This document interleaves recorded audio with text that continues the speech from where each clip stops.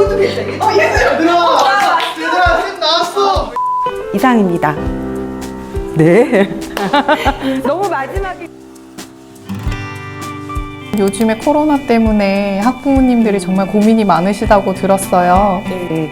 아무래도 등교가 늦어지다 보니까 온라인 수업 자체도 힘들어하고, 그리고 또 아이들이 그 부분을 잘 이해하고 있는지에 대한 걱정을 많이 하시더라고요. 3학년 같은 경우는 사회 과학을 처음 배우는 시기거든요. 거기에다가 4학년은 3학년보다 이제 아무래도 심화되는 내용들이 나오다 보니까 어렵다 또는 재미없다라는 그런 이야기들을 많이 하고 있어요. 그래서 어머님들도 이 부분에 대해서 많이 걱정하고 계세요.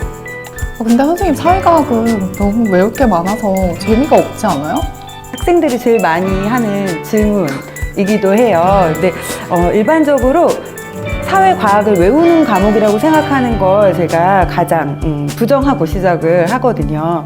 사회과학을 배우기 전에 일단 배경 지식이라는 게 쌓여야 되고, 그렇게 되면 자연스럽게 암기가 이루어지기 때문에 이 시기에 아이들에게 다양한 경험과 그리고 재미있게 여러 가지 체험을 해보는 게 되게 중요한 시기고요. 이런 부분으로 학습적인 그런 연결이 되기 때문에 체험학습에 가장 효과적인 시기가 3학년에서 4학년 시기예요. 그럼 선생님 3, 4학년 사회교과 체험학습 장소로 어디가 좋아요? 일단 지금 현재 2015 개정 교육과정에서 가장 큰 특징 중에 하나는 3, 4학년부터 역사 영역이 강화되고 있다는 점이에요. 그래서 그런 부분을 고려했을 때 국립고궁박물관을 추천하고 싶어요.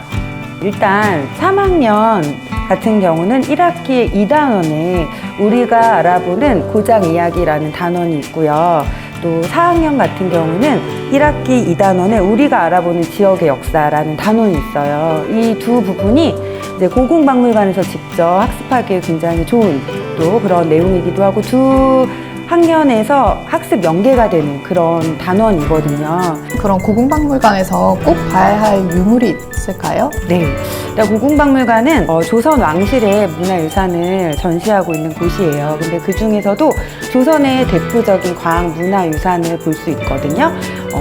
태시계, 그리고 추구대, 그리고 혼천이와 같은 문화유산뿐만 아니라 그 자경루를 실제 크기로 복원을 했어요. 그래서 일정한 시간마다 시간에 따른 소리를 들을 수가 있거든요. 그러니까 아이들에게 어려운 작동 원리도 직접 볼 수 있을 뿐만 아니라 소리도 들을 수 있기 때문에 아이들에게 가장 재미있는 그런 장소이기도 해요. 어떤 소리가 나요? 구슬이 또르륵 떨어지는 소리부터 해서 징소리, 북소리, 그리고 북소리 이런 것들이 나거든요. 시간에 따라 굉장히 재미있어 하죠. 네. 저도 한번 가봐야겠어요. 네. 고궁박물관은 교과서에 어떤 개념을 이해할 수 있을까요? 네, 일단 3학년 같은 경우는 아까 2단원에 우리 고장의 이야기 이 주제를 가지고 유형문화유산과 무형문화유산을 구분하는 개념이 나와요. 그런데 박물관에서 유형의 문화유산뿐만 아니라 무형유산, 대표적으로 종묘제례나 종묘제례악 같은 소리도 들어볼 수 있고, 종묘제례라고 하는 의식이 어떻게 이루어지는지도 영상을 통해서 볼 수 있거든요. 또 한 가지 4학년 같은 경우는 아까 우리 지역의 역사 파트에서 특히 장영실이라고 하는 인물이 나와요. 그런데 그런 장영실 하면 아까 말씀드린 과학문화유산이라고 하는 다양한 그런 문화유산을 통해서 자연스럽게 역사적 인물을 접할 수도 있고요. 또 조선 왕실의 여러 가지 문화유산을 보고 우리나라 문화유산 중에 추천하고 싶은 문화유산을 직접 내가 정하고 이걸 가지고 답사하는 이런 것들이 교과서 체험으로 나오거든요. 근데 그런 교과서 체험을 직접 해볼 수 있는 그런 기회가 되기 때문에 3, 4학년에게 굉장히 적합한 장소라고 생각해요. 선생님, 지금까지 사회과목 체험학습 장소 알아봤는데요. 다음은 과학 장소 한번 알아볼게요. 네. 3, 4학년 과학 체험학습 장소로 어디가 좋을까요?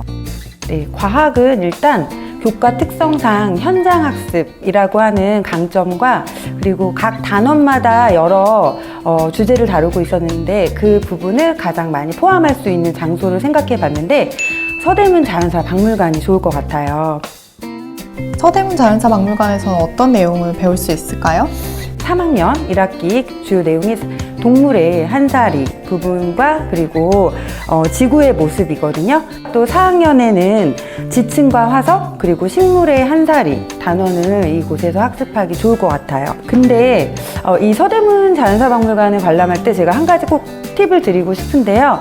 보통 전시관이나 박물관 갔을 때 1층부터 둘러보잖아요. 근데 이 서대문 자연사박물관 같은 경우는 시간의 흐름에 따라 3층부터 2층, 1층 이렇게 전시를 하고 있어요. 그래서 예를 들면 3층에서는 우리 지구의 탄생부터 그리고 지구가 끊임없이 변화하는 모습, 그 다음에 2층에서는 그 안에 생명체의 여러 가지 모습, 그 다음 마지막 1층은 그 사람과 생명체가 살아가는 생태계 뭐 이런 부분을 전시하고 있기 때문에 3층, 2층, 1층 이렇게 관람하는 것을 추천드리고 싶어요.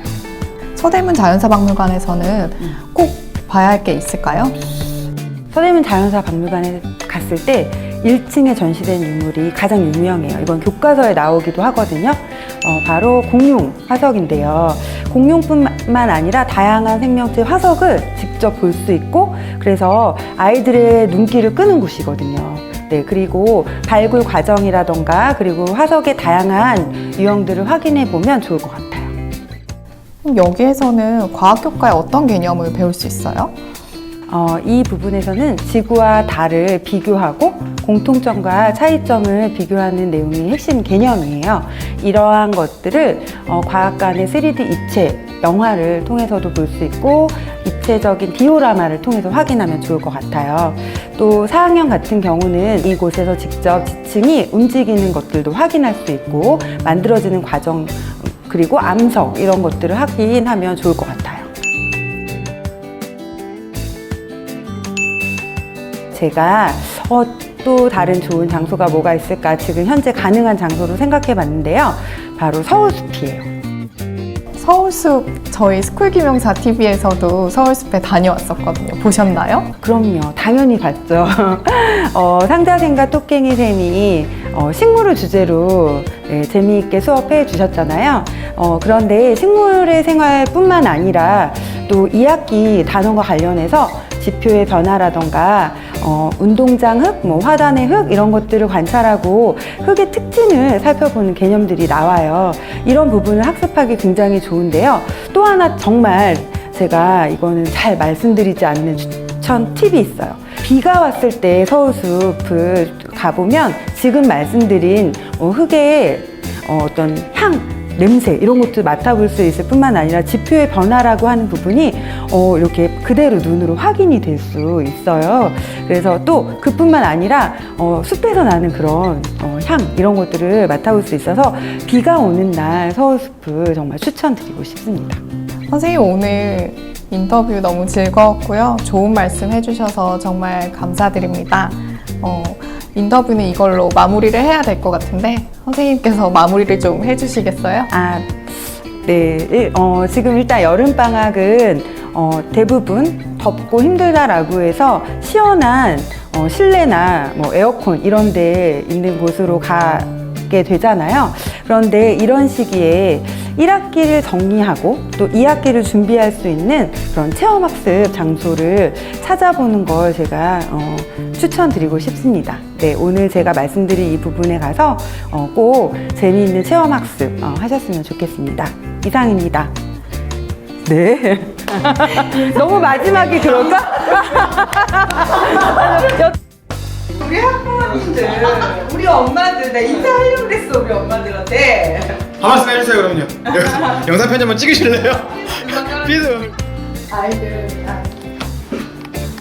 뭔가 계속 느낌이.